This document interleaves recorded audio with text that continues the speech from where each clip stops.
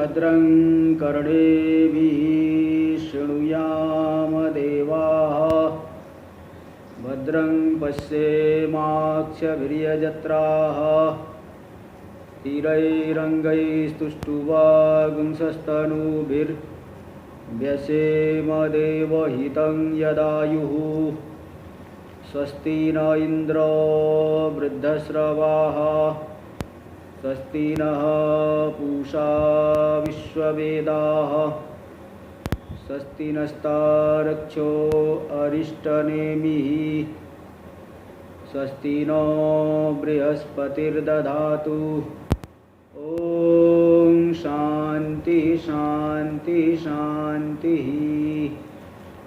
शङ्करं शङ्कराचार्यं केशवं बादरायणं सूत्रभाष्य कृतौ वन्दे भगवन्तौ पुनः पुनः।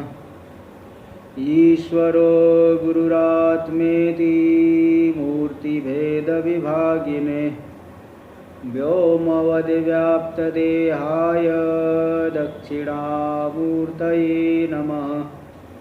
ॐ शान्ति शान्ति शान्तिः।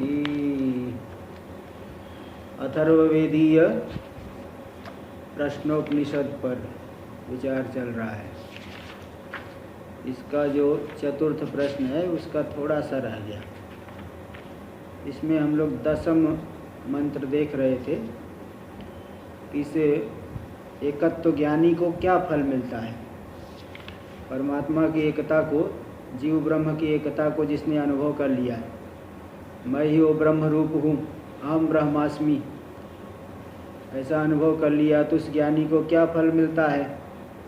तो बताए कि जो कारण शरीर, सूक्ष्म शरीर, स्थूल शरीर, इन सब से रहित जो शुभ्र है अक्षर परम ब्रह्म, उसको जो जान लेता है वह सर्वज्ञ हो जाता है। एक विज्ञान से सर्व विज्ञान। अब कुछ जानना बाकी नहीं रह गया। नहीं तो बहुत इच्छाएं होती है। अष्टावक्र गीता में श्लोक एक आया है ना, कस्यापि तात धन्यस्य लोकचेष्टावगाहनात् जीवितेच्छा बुभुक्षा च बुभुत्सोपशमं गताः। कस्यापि तात धन्यस्य, कोई कोई जो है धन्य पुरुष है। अष्टावक्र जी बता रहे राजा जनक को, ए तात, कोई कोई ऐसा धन्य पुरुष है। लोक चेष्टा वगाहनात्, संसार के जिसने रहस्य को जान लिया तो जीवितेच्छा बुभुत्सा च बुभुक्षा च बुभुत्सोपशमं गता। एक तो होती जीने की इच्छा, मैं और जीऊँ, मैं और जीऊँ, है ना। जीने की इच्छा जो है प्रत्येक प्राणी के अंदर रहती है। 80 साल 90 साल हो जाए तो भी और जीऊँ और जीऊँ, वो भी इच्छा मिट जाएगी ज्ञान से। बुभुक्षा, भोग करने की इच्छा, है ना। भोग करते करते बाल्यावस्था से वृद्ध हो गए, सभी ज्ञानेंद्री कर्मेंद्री सब जवाब दे गई, लेकिन वो इच्छा नहीं गई। वो कहते ना, तृष्णा तू न गई मेरे मन से। तो तृष्णा नहीं मिटी, भले जो है जीवन बीत गया। और तीसरा है बुभुत्सा, जानने की इच्छा, और पढ़ लूँ और पढ़ लूँ और अधिक से अधिक पढ़ूँ। ये जानने की इच्छा भी तब तक नहीं मिटेगी जब तक ज्ञान नहीं होगा। एक विज्ञान से सर्व विज्ञान, अधिष्ठान को जान लिए फिर अब कुछ जानना बाकी नहीं रहा। सुवर्ण को जानते हो तो सुवर्ण के सभी विकारों को आप जानते हो। ऐसे अधिष्ठान को जानते हो तो अधिष्ठान में कल्पित है सभी को जान लिए। शब्द राशि भी जो है वो भी विकार ही है वाणी का, वो भी इस प्रपंच के अंतर्गत ही आए। तो भी जो है अब वो भी इच्छा मिट जाती है। हाँ जी बोलिए। जैसे मान लीजिए एक लोभी को जैसे इच्छा होती है ना पैसों की। हाँ जी। वैसे अभी हमारे में मन में भी ऐसी इच्छा होती है, ग्रंथ ये पढ़ते रहे ये पढ़े, तो वो भी गलत है। नहीं, मतलब कि ये तो भाई जब तक अधिष्ठान को नहीं जानेंगे तब तक इच्छा बनी रहती है ना। तो इसलिए वो एक तत्व को अगर विचार करके जान लिए तो इच्छा मिट जाएगी, नहीं तो तब तक तो इच्छा जो है मिटेगी नहीं। इच्छा बनी रहती ना, एक और जो है और इच्छा जो है और पढ़ते जाओ और पढ़ते जाओ। परंतु देखा जाए तत्व तो एक ही चीज है, मतलब फिर इतना पढ़ के भी मेरा कहने का मतलब है कि हम उस स्थिति में कब पहुंचेंगे जब पढ़ने का इतना ज्यादा ना रहेगा। हाँ, तो वही उसी का केवल एक उसी में किसी का विचार करते ज़्यादा जो है इधर उधर न करके उसी अधिष्ठान का ही विचार करे तो फिर जो है अच्छाई कम होगी। फिर और क्या है भाई, जितना विवेचन संसार से करते उतना ही तो इच्छा कम होती है। दोष दर्शन में तो जग बार बार बताया गया ना, कहीं से आपको मन को हटाना है तो दोष दर्शन करिए बस। ज्ञान होने से पहले यही साधन है, देख लीजिए। तो यहाँ पे ये आ रहा था, तो उसके जहाँ एक विज्ञान से सर्व विज्ञान हो गया, वो सर्वात्मक हो जाता है। तो इसका हमें टीका में थोड़ा चल रहा था, नीचे से तीसरी पंक्ति, अत्राक्षरम इत्यनेन अक्षरम पुरुषं वेद सत्यम। अक्षरम आया जो है ना, वहाँ पे परमेव अक्षरम प्रतिपद्यते।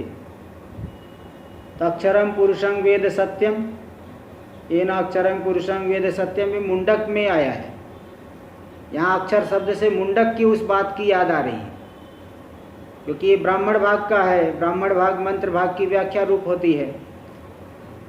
तक्षरम इसके द्वारा, ये ना अक्षरम पुरुषम वेद सत्यम, जिसके द्वारा, जिस ज्ञान के द्वारा अक्षर पुरुष को जान लेता है, सत्य को जान लेता है, उसी का उपदेश करे, ऐसा आया मुंडक में।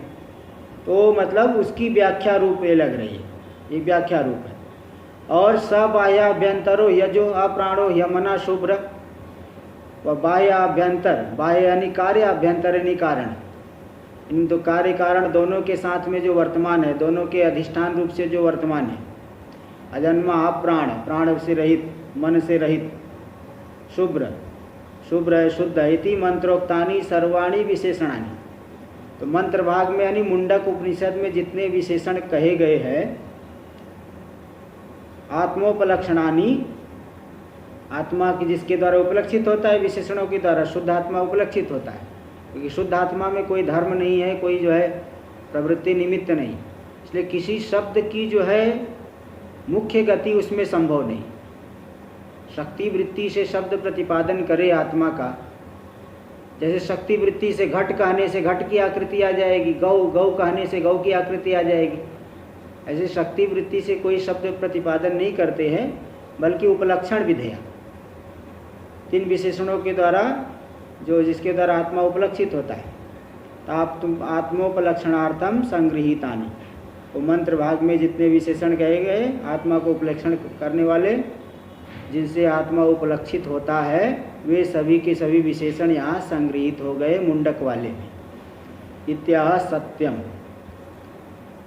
अब देख लीजिए, भाष्य में हम लोग पढ़ लिए थे, तो सयो है, सयो हवै तत्सर्वैषणा विनिर्मुक्त, वह जो कोई भी संपूर्ण ऐषणाओं से रहित है, अक्षायम यानी तमोवर्जितम, कारण शरीर से रहित, अशरीरम नाम रूप जो है सर्वोपाधि शरीर वर्जितम, नाम रूपी जो सर्व संपूर्ण उपाधि रूपी शरीर से वर्जित है, अलोहितम, वहाँ सूक्ष्म शरीर ले लेना, अशरीरम से सूक्ष्म शरीर से रहित, और अलोहितम से लोहितादि सर्वगुण वर्जितम, लोहित आदि सभी गुणों से रहित है, मतलब स्थूल शरीर से रहित है। यथा एवं, क्योंकि ऐसा है, तीनों प्रकार के शरीरों से रहित है, इसलिए अतः शुभ्रम, इसलिए अत्यंत शुभ्र यानी शुद्ध है। क्यों? क्योंकि सर्व विशेषण रहितत्वात्, सभी विशेषणों से वह रहित है। तो अक्षरम सत्यम पुरुषाख्यम, वह अक्षर है, सत्य है, पुरुष संज्ञक, यही आ गया सत्यम, सत्यम इत्यादि में। तो अप्राणम, वह अप्राणम अमनोगोचरम, वह प्राण से भी रहित है, मन का विषय नहीं है। शिवम शांतम, शिव है, कल्याण स्वरूप है, शांत, किसी भी प्रकार के उपद्रव से रहित है। सबाह्याभ्यंतरम अजम, कार्य कारण दोनों से रहित अजन्मा है, ऐसे तत्व को जो जान लेता है, वेदयते यानी विजानाति। यस्तु सर्वत्यागी सौम्य स सर्वज्ञो, जो सभी ऐषणाओं का परित्याग कर दिया है। देखो यहाँ दे दिए 1 नंबर टिप्पणी में, यथोक्त वेदन लिंगम तुना लिंगितम इंगयति। यथोक्त जो ज्ञान का ज्ञापक, किसके अंदर वो ज्ञान होगा? तो तुना, तुना ने तू शब्द है ना, यस तू, जो किंतु जो सर्वत्यागी है, तो तू शब्द के द्वारा आलिंगित मतलब द्योतित, वेदन के लिंग को इंगयति मतलब कथयति, कि भाई किसके अंदर ऐसा क्या गुण हो, देख करके मालूम पड़ेगा किसके अंदर ज्ञान है अथवा ज्ञान होगा। तो उसको वो लिंग को बता रहे सर्वत्यागी, जो सर्वत्यागी संपूर्ण ऐषणाओं से विनिर्मुक्त है, वही ज्ञानी हो सकता है, तो उसे ही ज्ञान आगे होगा। इस तरह से वैराग्य मात्रेण बाह्यार्थ त्याग संगवेपि अहंताद्यता त्याग, वैराग्य मात्र से बाह्यार्थ का त्याग संभव होने पर भी अहंताद्य त्याग, अहंता ममता का तो त्याग, अहंता का तो त्याग नहीं हुआ है। इसलिए वैराग्य मात्र से तो व्यभिचार होता है कि भाई बाह्यता विषयों का त्याग दिया, लेकिन अहंता बनी हुई है। इसलिए बड़े बड़े विरक्तों में भी बड़ा घमंड होता है, विरक्ति का ही घमंड हो जाता है, दूसरे को अपने सामने देखता है, देखना ही नहीं चाहते। ऐसे भी देखा गया, इस प्रकार के भी विरक्त होते हैं, है ना। दूसरे अरे बड़ा तुच्छ मतलब उनके सामने ऐसा लगेगा कि दूसरे लोग उनके सामने बड़ा तुच्छ है। तो वैराग्य मात्र से बाह्यार्थ त्याग होने पर भी अहंतादि का त्याग नहीं होता, इसलिए व्यभिचार हो गया। लेकिन जो संपूर्ण ऐषणाओं से रहित है, तो उसके अंदर बाह्य त्याग भी हो दिखेगा और अहंता भी त्याग तो है ही। ऐषणा इच्छा जो है मूल जड़ है ना, इच्छा हट गई तो फिर वो बाह्यार्थ त्याग भी संभव, वो तो होगा ही, अंदर से अहंता का भी त्याग हो जाएगा। वही है वेदन का लिंग, वेदन यानी ज्ञान का एक ज्ञापक है। संपूर्ण ऐषणाओं से विनिर्मुक्त हो गया तो उसे ज्ञान हो ही जाएगा, निश्चित है। तो इसलिए बता दिए कि यस्तु सर्वत्यागी सौम्य, ये सौम्य जो सर्वत्यागी है, स सर्वज्ञो, वही सर्वज्ञ है। न तेना विदितम किंचित संभवत, उसके द्वारा अविदित कुछ भी संभव नहीं है, उसके द्वारा अविदित नहीं, सब विदित हो गया। टीका में देख लीजिए, यस्तु सर्वत्यागी इत्यत्रापि वाक्य वेदयते इत्यस्य अनुसंगा, जो सर्वत्यागी है इस वाक्य में भी वेदयते इस पद का अनुसंग यानी जोड़ लेना, पास में से, पास में जो है उसको लाके जोड़ना, इसको अनुसंग कहते हैं। तो वहाँ पे भी वेदयते, यस्तु सर्वत्यागी वेदयते स सर्वज्ञ भवत, ऐसा जो है अन्वय कर ले। जो सर्वत्यागी है उस अक्षर ब्रह्म को जान लेता है, वह सर्वज्ञ हो गया। एक विज्ञान से सर्वविज्ञान, अब कुछ जानना बाकी नहीं रहा। टीका में आगे देखिए, अत्र सर्वज्ञ इत्यनेन, सर्वज्ञ जो कह रहे हैं तो वही मुंडक वाली बात यहाँ पे भी आ गई, क्योंकि मुंडक में प्रश्न किए थे शौनक ऋषि अंगिरा से, कस्मिन्नु भगवो विज्ञाते सर्वम इदं विज्ञातम भवत, हे भगवान किसको जान लेने से सब कुछ जान लिया जाता है। इति प्रतिज्ञातम सर्वविज्ञानम उक्तम, ये जो प्रतिज्ञात हुई है सर्वविज्ञान, यहाँ पे कह दिया गया। सर्वात्मत्व से ज्ञान जन्यत्वे अनित्यत्वम से, जो सर्वात्मकता है ज्ञान से जन्य होने पर भी अनित्य हो, क्योंकि अब ज्ञान से जन्य है तो जो ज्ञान यद यद कृतकम तत्तद अनित्यम, ज्ञान से जन्य हुआ तो जो कार्य रूप है वो तो अनित्य होगा। इसलिए ब्रह्म ज्ञान से अगर मुक्ति जो है नई मिल रही है, प्राप्त हो रही है, कार्य रूप है, तब तो भाई वो भी अनित्य हो जाएगी।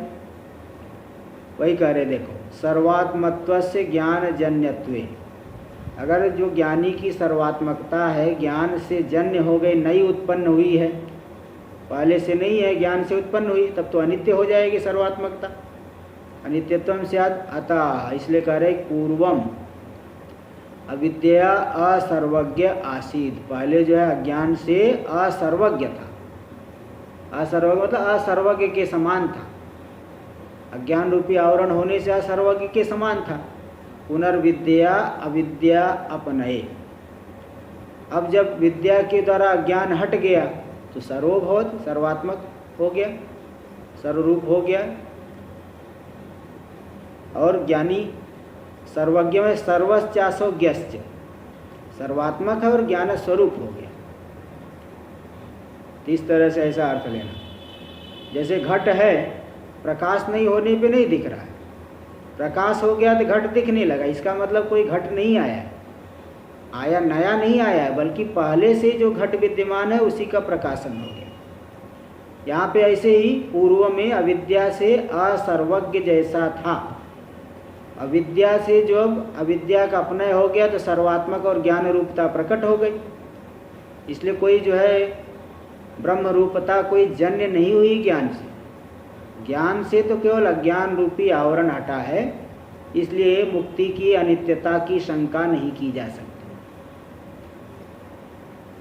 देखो टीका में, एवं च आरोप निवृत्ति द्वारा अभूत तद्भाव विवक्षिता, आरोप की निवृत्ति के द्वारा अभूत तद्भाव, यानी जो पहले नहीं था आरोप की निवृत्ति के द्वारा प्रकट हो गया, पहले भी था वो लेकिन नहीं जैसा, अज्ञान की वजह से ऐसा लग रहा था मैं अज्ञानी हूँ, अल्पज्ञ हूँ, हाँ जीने मरने वाला हूँ, तो पहले जो है अपने आप को असर्वात्मक मान रहा था और ज्ञान से आवरण हट गया तो सर्वात्मक हो गया।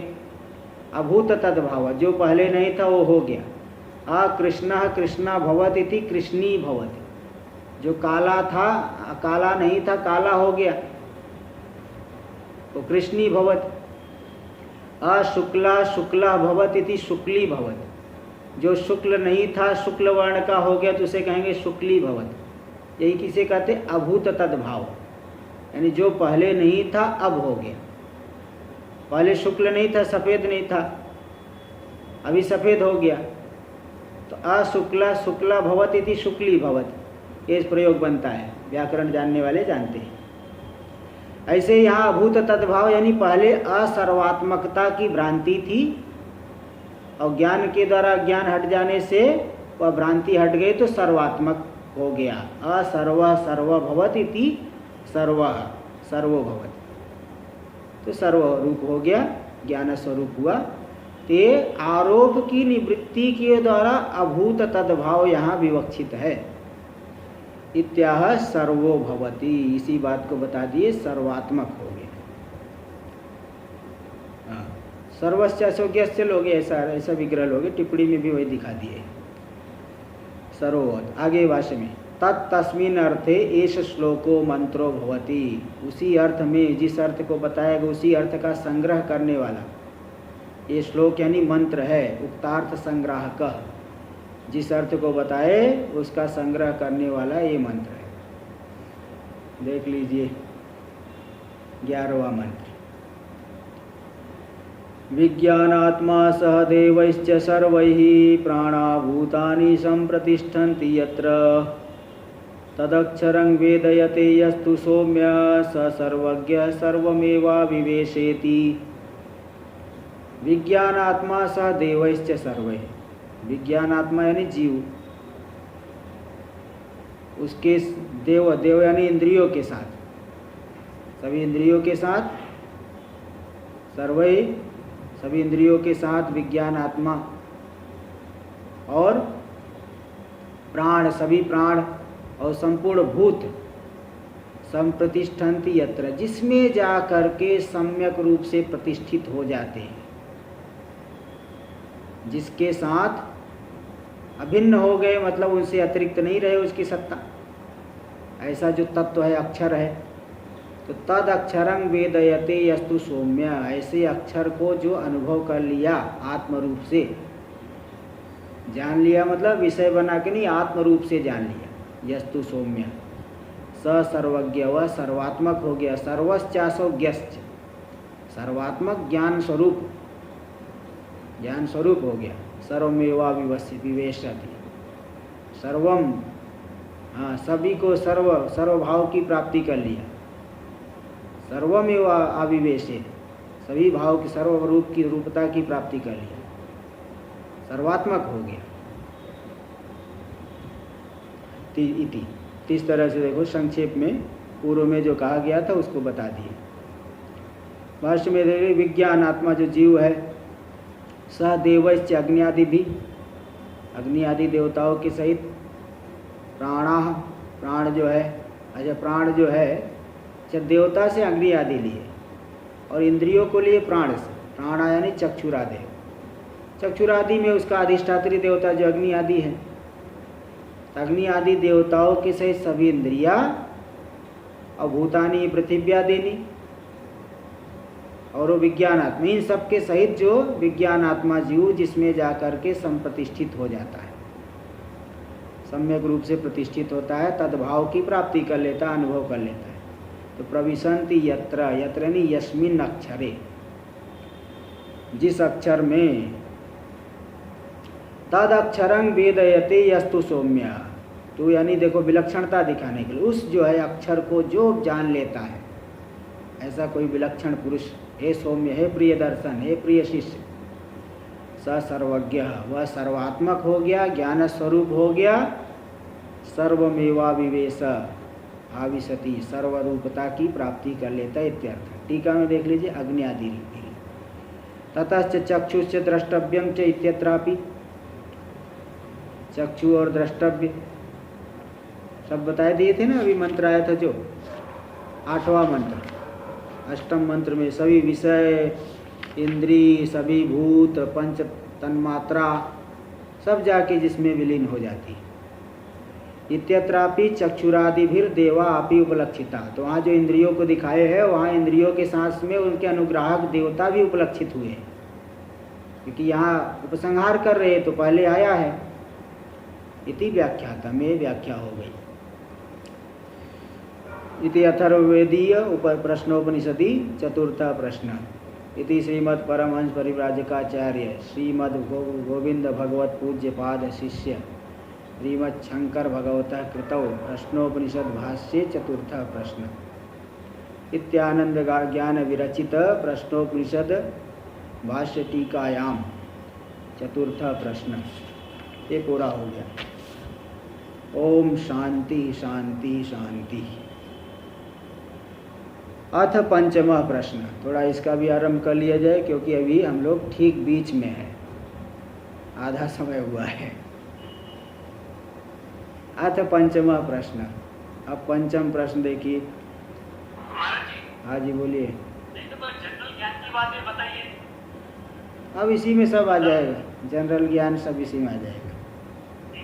वो भूमिका करेंगे ना, भूमिका देंगे, कुछ भूमिका बताएंगे तो बताएं। देखिए, एवं चतुर्थ प्रश्नेन उत्तम अधिकारिणः पदार्थ शोधन पूर्वक। देखो ये जो चौथा प्रश्न था, इसके पहले देखो जब चतुर्थ प्रश्न आरंभ किए तो वहाँ बता दिए थे कि इसके पहले के जो 3 प्रश्न थे तो किस लिए उसमें कर्म और उपासना आदि बताया गया। तो कर्म उपासना को सुन करके वहाँ पे गमनागमन आदि को जान करके जो विरक्त हो गया है, और जो तृतीय प्रश्न में प्राणोपासना आई थी, प्राणोपासना के द्वारा चित्त जिसका शुद्ध हो गया, एकाग्र हो गया है, हर प्रकार से योग्य हो गया है, यानी सकुल मिला के साधन चतुष्टय संपन्न जो अधिकारी था, ऐसे मुख्य अधिकारी के लिए चतुर्थ प्रश्न आया। इसमें देखिए पदार्थ शोधन पूर्वक वाक्यार्थ ज्ञान को बताया गया और वाक्यार्थ ज्ञान का फल क्या है वो भी बता दिया गया। देखो ये बता रहे हैं, एवं चतुर्थ प्रश्नेन उत्तमाधिकारिणः, चतुर्थ प्रश्न के लिए तो उत्तम अधिक, उसके पहले के 3 प्रश्न में योग्यता में कमी है, तो योग्यता जो है पूर्ण हमारे अंदर पूर्ण रूप से आ जाए, इसलिए थोड़ा वैराग्य दिखाने के लिए कर्म की गति बताई गई, फिर उपासना भी बताया गया चित्त के एकाग्रता के लिए। तो जो उत्तम अधिकारी हो गया, उस उत्तम अधिकारी के लिए चतुर्थ प्रश्न के द्वारा पदार्थ शोधन पूर्वक वाक्यार्थ ज्ञानेन, उत्तम पदार्थ का शोधन करके वाक्यार्थ ज्ञान, वाक्यार्थ ज्ञान मतलब महावाक्यार्थ ज्ञान, महावाक्यों का जो अर्थ ज्ञान है, जीव ब्रह्म की एकता,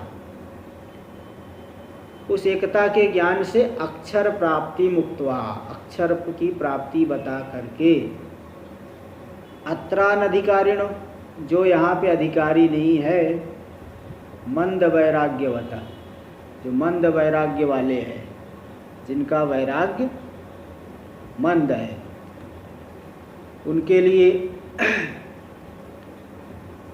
ओमित्येवं ध्यायथ आत्मानम, उनके लिए वहाँ पे भी मुंडक उपनिषद में भी देखो मंत्र और ब्राह्मण दोनों का सामंजस्य बताते हुए चल रहे हैं। मंत्र भाग मुंडक में है ओम इत्येवं ध्यायथ आत्मानम, ओम इस प्रकार से, ओम इस अक्षर में ही आत्मा का ध्यान करो। प्रणव धनु शरो ही आत्मा, प्रणव ही धनु है, शर बाण कौन है, आत्मा, इत्यादि मंत्र सूचितम, इत्यादि मंत्र के द्वारा सूचित जो उपासना है ना, वो उपासना क्या क्या फल देगी? ब्रह्मलोक प्राप्ति द्वारा क्रमेण अक्षर प्राप्ति, उपासना से ब्रह्मलोक की प्राप्ति होकर के फिर क्रम मुक्ति हो जाएगी, क्रम से अक्षर की प्राप्ति होगी। तो उस जो है क्रम से अक्षर की प्राप्ति के लिए ओंकारोपासनम वक्तुम, ओंकार की उपासना बताने के लिए पंचम प्रश्नम अवतारे। तो मतलब हाँ जी बोलिए। ओंकार उपासना सभी साधकों के माने हैं? नहीं नहीं, सभी के लिए नहीं। देखिए ऐसा है कि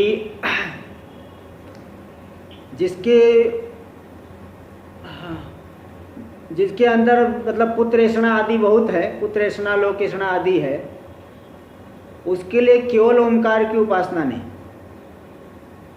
देखिए ओंकार अक्षर से युक्त जो मंत्र होते हैं, जैसे पंचाक्षर मंत्र है ओंकार पूर्वक, अथवा जो है देवी के मंत्र है ओंकार पूर्वक है। तो जो गृहस्थ लोग है, ऐषणाओं से युक्त है, पुत्रेषणा, पुत्र की इच्छा है, धन की इच्छा है, उनके लिए केवल ओंकार उपासना नहीं। केवल ओंकार उपासना करेंगे तो फिर जो है घर में नहीं रह पाएंगे, घर जो है फिर टूटने में कुछ न कुछ इधर उधर मतलब वो बिगड़ जाएगा। इसलिए जो ऐषणा वाले हैं उनके लिए केवल ओंकार की उपासना नहीं, वो तो जो है उनके लिए ओंकार से युक्त मंत्र आदि जो रहता है उसके माध्यम से अन्य देवता की उपासना करे, शिव जी, विष्णु जी, अन्य की। लेकिन केवल ओंकार की उपासना में जो ऐषणा त्रय से विनिर्मुक्त है, यानी पुत्र आदि ऐषणा उतनी नहीं है पूरी तरह से, अब तो ये नहीं कह रहा हूँ, क्योंकि कुछ संस्कार रूप से भले रहता है, लेकिन ऐषणा छोड़नी पड़ेगी, तभी ओंकार उपासना का अधिकारी है, केवल ओंकार की। तो इसलिए ऐसा समझ के रखिएगा। तो यहाँ पे जो बताई है कि जो ओंकार उपासना है, अब यहाँ दिखाएंगे पर ब्रह्म की प्राप्ति का भी साधन है और अपर ब्रह्म की प्राप्ति का भी साधन है। अपर को उस ओंकार, यहाँ प्रतीकोपासना बताएंगे। ओंकार की उपासना दो प्रकार से कर सकते हैं, प्रतीक और वाचक। प्रतीक रूप प्रतीक उपासना कर सकते हैं और वाचक रूप से जो है आलम्बन रूप से उसका जो है उसमें ध्यान कर सकते हैं। तो मतलब वाचक रूप से, वो वाचक शब्द है उसका उसमें ध्यान कर सकते हैं, और प्रतीक रूप से भी प्रतीकोपासना है। यहाँ तो प्रतीकोपासना ही दिखाएंगे। तो ये मतलब इसमें पर ब्रह्म का भी उपासना कर सकते हैं, अपर ब्रह्म की उपासना, ये दोनों बताएंगे यहाँ। तो ये जो है ये हाँ जी बोलिए।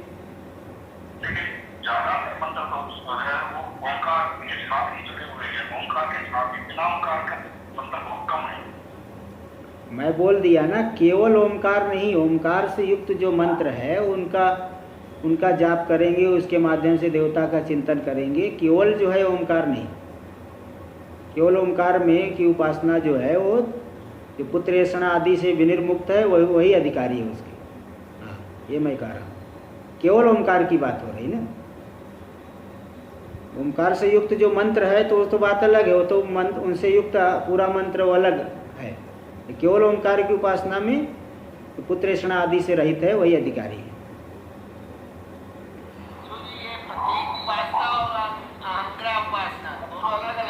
हाँ, अहंग्रह मतलब अहंकार में अहम रूप से उपासना, वही ब्रह्ममय हूँ। वह ब्रह्म जैसे वो उपास्य है, उपास्य देवता, वह उपास्य देवता मय हूँ। तो मय रूप से चिंतन करेंगे, उपासना करेंगे, वो अहंग्रोपासना होगी। और प्रतीक के माध्यम से अथवा वाचक के माध्यम से चिंतन करेंगे, ये अलग हो गया। हाँ,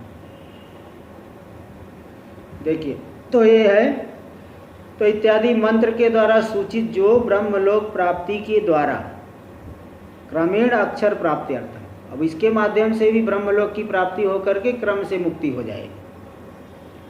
तो इसको बताने के लिए, उस अक्षर की प्राप्ति के लिए ओंकारोपासनम वक्तुम, ओंकारोपासना का कथन करने के लिए पंचम प्रश्नम अवतारयति, पंचम प्रश्न का अवतरण कर रहे, आरंभ कर रहे।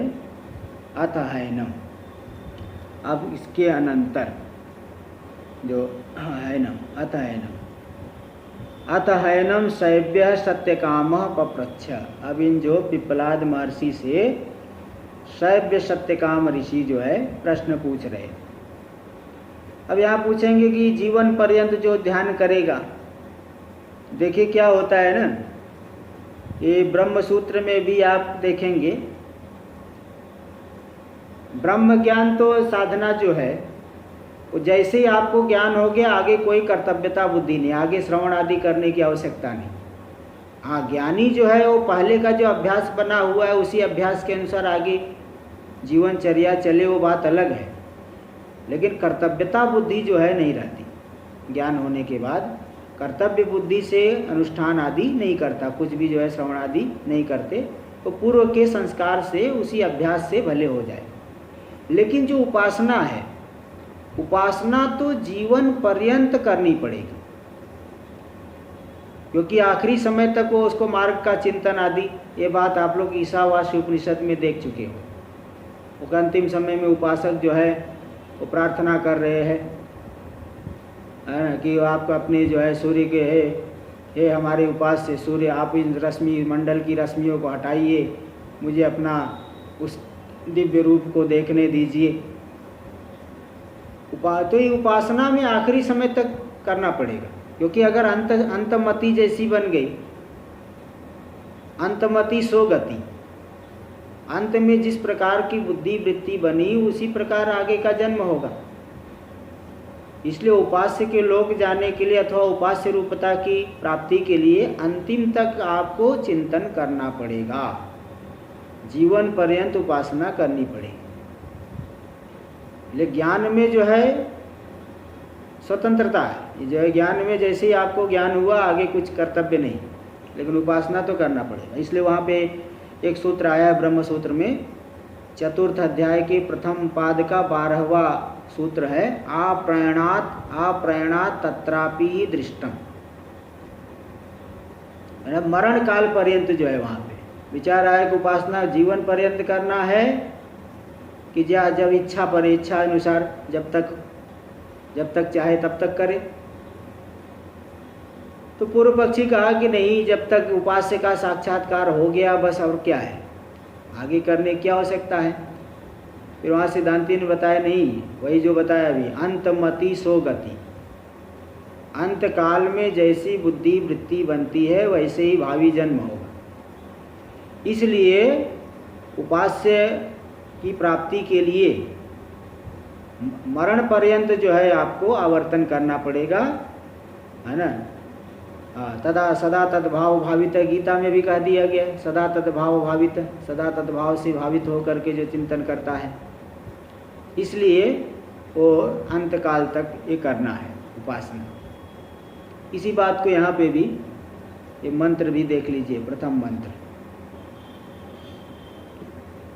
अथ हैनं शैव्यः सत्यकामः पप्रच्छ स यो हवै तद् भगवन् मनुष्येषु प्रायणान्तम् ओंकारमभिध्यायित कतमं वाव स तेन लोकं जयतीति तस्मै स होवाच। अथ इसके अनंतर चतुर्थ प्रश्न का जब निर्णय हो गया, उसके अनंतर हैनम एनम प्रसिद्ध है। एनम यानी पिप्पलादम, पिप्पलाद महर्षि से जो आचार्य है उनसे शैव्य सत्यकाम पप्रच्छ। सत्यकाम शिवी के पुत्र थे शैव्य, और सत्य ब्रह्म में इनकी निष्ठा थी, सत्य ब्रह्म को पाना चाहते थे, इसलिए सत्यकाम इनका नाम था। तो उन्होंने सत्यशैव्य सत्यकाम ऋषि ने पिप्पलाद महर्षि से प्रश्न किया। स यो हवै तद भगवान,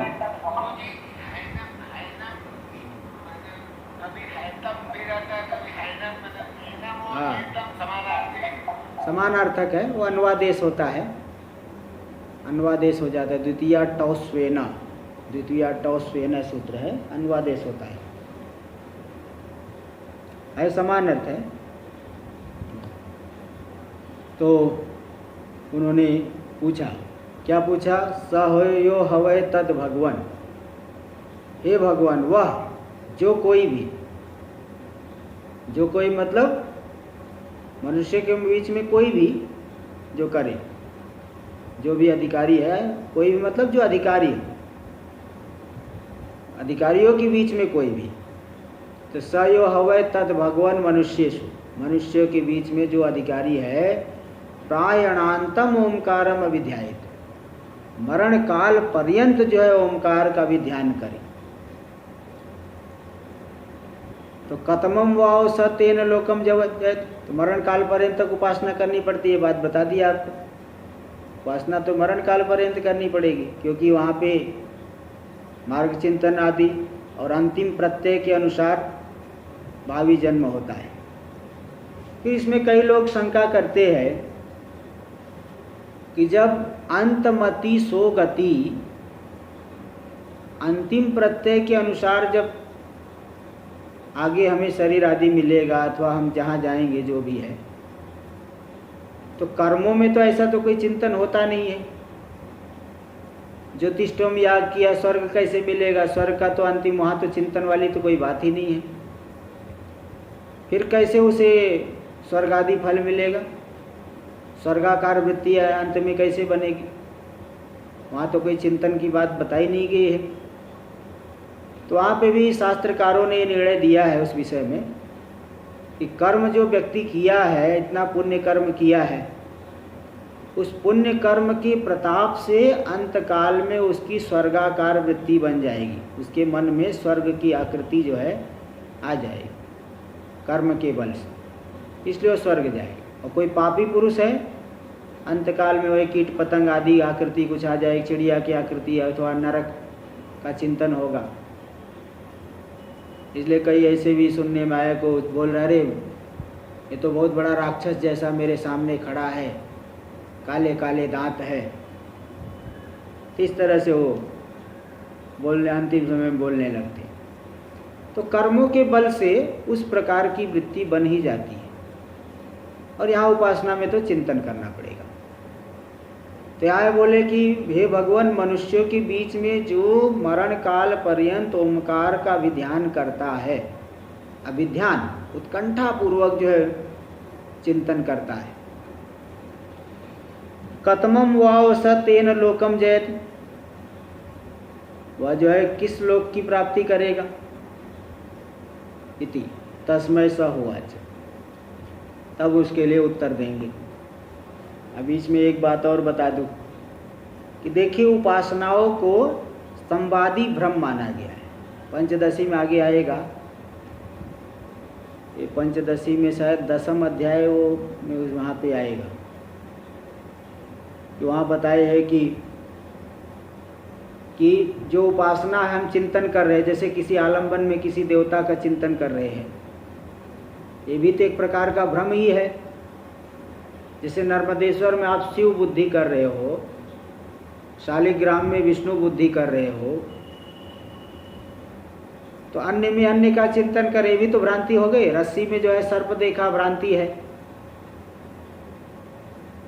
तो ये भी तो एक भ्रम ही है। भ्रांति से क्या अच्छा आपको सिद्ध हो जाएगा? कौन सी अच्छी बात मिल जाएगी? भ्रांति तो ये भी है। तो बताए कि नहीं, देखिए भ्रम भी दो प्रकार का होता है। एक होता है संवादी भ्रम, एक होता है विषमवादी भ्रम। संवादी भ्रम कहते हैं सफल प्रवृत्ति जनक जो भ्रम, विषमवादी भ्रम कहते विफल प्रवृत्ति का जनक। दूर से देखा रजत चांदी दिखा, दौड़ के गया, उसको नहीं मिला, दौड़ना उसका बेकार हो गया, इसको कहते विषमवादी भ्रम, विफल प्रवृत्ति का जनक। और एक होता है संवादी भ्रम, वो दौड़ के गया, वहाँ तो नहीं मिला किंतु बगल में मिल गया, जहाँ दौड़ के गया था वहाँ नहीं मिला, बगल में मिला। इसलिए वहाँ श्लोक भी दिए हैं, मणि प्रदीप प्रभयोर मणि बुद्ध्याभिधावतो हो मिथ्या ज्ञाना विशेषेपि विशेषो अर्थ क्रियां प्रति। मणि की प्रभा पड़ रही थी दीवार के ऊपर, और दीपक की प्रभा पड़ रही थी दीवार के ऊपर। एक आदमी देखा दूर से दीवार के ऊपर दीपक की प्रकाश पड़ रहा है, सोचा कि मणि है, वो दौड़ा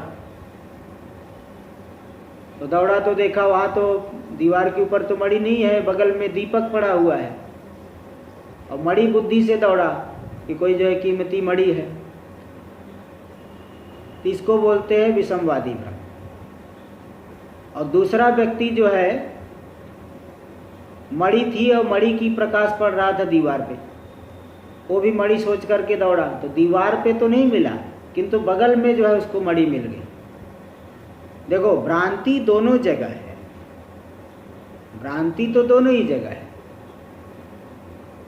लेकिन फल में अंतर आ गया। एक ने सफल प्रवृत्ति की उत्पत्ति की, दूसरे ने विफल प्रवृत्ति की उत्पत्ति की। इसी प्रकार उपासनाओं को संवादी भ्रम माना जाता है। दूसरे में दूसरे का चिंतन करना है तो भ्रम ही है, लेकिन नहीं, ये जो है सफल प्रवृत्ति का जनक है। चिंतन करते करते करते करते उपास्य का एक ऐसा जो है दृढ़ जो है भाव बन जाएगा हमारी बुद्धि में, उपास्य की ही महिमा दिखेगी, उपास्य फिर उपास्य के लोगों की प्राप्ति होगी, अथवा उपास्य के साथ जो है सायुज्य मुक्ति होगी। ते जो है इसको इसीलिए कहते हैं संवादी भ्रम। इसलिए और भी कई श्लोक आते हैं कि अनुभूतेर अभावेपि ब्रह्मास्मीति विभाव्यताम अप्यसद प्राप्यते ध्यानात् नित्यात् आप्तम ब्रह्म किम पुनः। वहाँ ब्रह्म भावना को लेकर के भी इसी प्रकार की बात आई। इसी प्रकार जो वेदांत के जिज्ञासु लोग हैं, मुमुक्षु लोग, वो बताए कि अनुभव में नहीं आ रहा है तो भी सदा मैं ब्रह्म रूप हूँ ऐसी भावना करो। क्योंकि भावना करते करते जब अत्यंत असद वस्तु भी सामने दिखने लग जाती है तो ब्रह्म तो हमारा स्वरूप है, उसकी प्राप्ति क्यों नहीं होगी। तो इस तरह से ऐसा भी श्लोक आया है। तो यहाँ पे ये संवादी भ्रम के अंतर्गत लिया जाता है। और उपासना में भी बात बता दिया कि पूरे मरण काल पर्यंत यानी अंतिम समय तक ये चिंतन जो है करना पड़ता है। अब ऐसे जैसे जैसे अभ्यास करते जाते वैसे वैसे चिंतन अधिक घना होते जाता है, स्वाभाविक रूप से होने लगता है। पहले व्यक्ति जो है बहुत प्रयत्न करता है, बाद में तो स्वाभाविक रूप से चिंतन चलने लगता है। इसलिए कोई वो कठिनाई भी नहीं है कि कैसे अंतिम समय तक चिंतन करेंगे, ऐसी कोई बात नहीं, वो और अधिक स्वाभाविक रूप से अभ्यास में आ जाता है। महाराज ये बताएं, हाँ यो यथा मां प्रपद्यन्ते ताम तथैव भजाम्यहम्। हाँ, इसका क्या मतलब? उसका ये मतलब है कि जो मुझे जिस रूप में देखता है मैं वैसे उसको उस रूप में उसका भजन करूँगा, मतलब उस रूप में अपने उसके सामने प्रकट करूँगा। कुछ इसी प्रकार के भाव है भगवान का। मेरा उपासना ये है हाँ, बस जिस प्रकार से चिंतन कर रहा है मेरा, मैं उसको उसी रूप में उसको उसके सामने प्रकट होऊंगा अथवा कुछ उसे फल दूंगा उसी रूप में। मरण काल में अब वो तो वहाँ ऐसा नहीं, मरण काल जो है वो ये कौन से अध्याय का श्लोक है, याद आ रहा है? चतुर्थ अध्याय। यो यथा माम प्रपद्यन्ते तांस तथैव भजामि। हाँ, तो जो मुझे जिस रूप में, भाई जिस रूप में देखता है मैं उसके सामने उसी रूप में प्रकट होता, मतलब उस रूप में मैं ही उसके सामने हूँ। वो भगवान ये कहना चाहते वो मुझे जिस रूप में देखता है समझ लो उस रूप में मैं ही हूँ, और ऐसा जो है ध्यान करके उस प्रकार के फल की प्राप्ति करेगा। तो यही बात वहाँ दिए है। आगे का हम लोग विचार कल करेंगे। कतमम वाव स तेन लोकम जयती थी, तो किसका वो कौन सा लोक की प्राप्ति करेगा, तो इस पे अब उत्तर देंगे तस्मै सहोवाच। आगे हम लोग कल करेंगे। ओं भद्रं कर्णेभिः शृणुयाम देवाः, भद्रं पश्येमाक्षभिर्यजत्राः, स्थिरैरङ्गैस्तुष्टुवांसस्तनूभिर्व्यसेम देवहितं यदायुः। स्वस्ति न इन्द्रो वृद्धश्रवाः, स्वस्ति नः पूषा विश्ववेदाः, स्वस्ति नस्तारक्षो अरिष्टनेमिः, स्वस्ति नो बृहस्पतिर्दधातु। ओम शांति शांति शांतिः। शंकरं शंकराचार्यं केशवं बादरायणं सूत्रभाष्य कृतौ वंदे भगवन्तौ पुनः पुनः। ईश्वरो गुरुरात्मेति मूर्तिभेदविभागिने व्योमवद्व्याप्तदेहाय दक्षिणामूर्तये नमः। ओम शांति शांति शांतिः।